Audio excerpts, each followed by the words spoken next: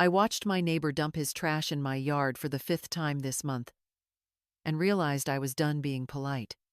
When Robert moved in next door 2 years ago, I welcomed him with homemade cookies and offered to water his plants when he traveled. He seemed like a nice enough man, recently divorced, trying to start over.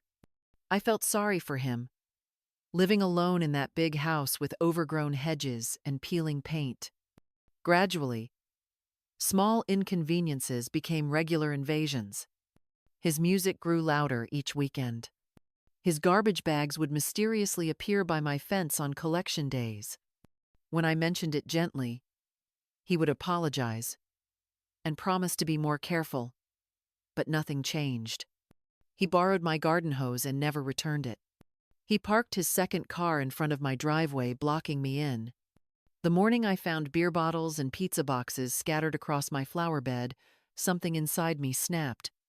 For months, I had been cleaning up after him like an unpaid housekeeper while he treated my property like his personal dumping ground. I was 73 years old, and I was tired of being treated like I did not matter.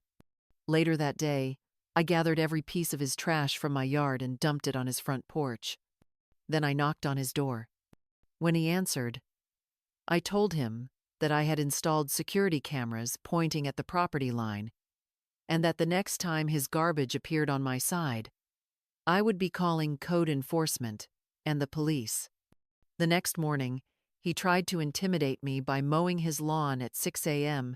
and blowing grass clippings toward my windows. I calmly took photos and called the city noise ordinance hotline. I also called his landlord, whom I had looked up in public records, and explained the situation with photographic evidence. Meanwhile, I joined the Neighborhood Watch program and learned that I was not his only victim. 3 other residents had similar complaints but had been too polite to take action. We organized and began documenting everything together, creating a paper trail that could not be ignored. Robert moved out last month. The new neighbors are a young couple who introduced themselves with a bottle of wine and an apology for any noise their toddler might make. I told them that the sound of children playing is music to my ears.